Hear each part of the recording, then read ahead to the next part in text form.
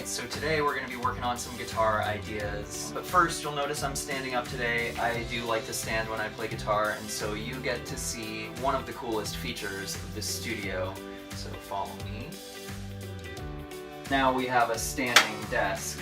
I lie, it's not really the coolest feature of the studio. There's a lot of cool stuff in here, but it's really helpful on days like today. So I've been kicking around a couple ideas, and I want it to be a little bit funky, but at the same time, I want it to sound really polished and perfect. So whereas I could be playing like,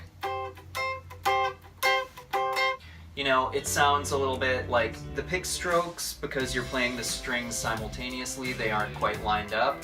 And the cool thing about being in the studio is that you can do things that a single human playing an instrument can't actually do.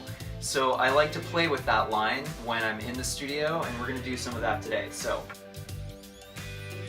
And I'm just going to record a scratch track really quick. Why not, right?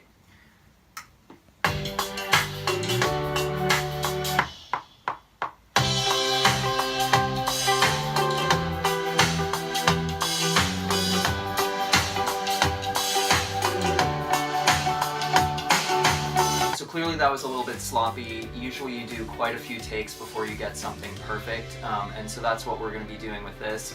Also, we just did 2 tracks, one with the main and one with the harmony. Probably what we're going to do is we're going to do a lot of different layers. But we'll talk a little bit more about that when we're looking at the mix. And then the one other thing, so as you can hear, this is pretty layered at this point, especially the synth, but the synth kind of sounds, I mean, it's supposed to, but it sounds a little bit artificial, and so I want to add like an organic element to the synth pads, and the way I'm going to do that is with this thing. It's called an E-bow, and what it is an electric bow, essentially, for a stringed instrument like a guitar. And so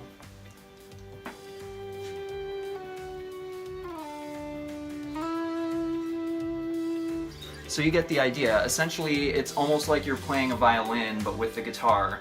And so I had this cool idea to add a little bit more of an organic element to the synth layers, but using a guitar, but using it with an E-bow, and just kind of creating like kind of an army of these E-bow guitars and keeping it really low in the mix. So I'm going to be working on that today as well, and we'll catch up a little bit later when there's some layers to share with you.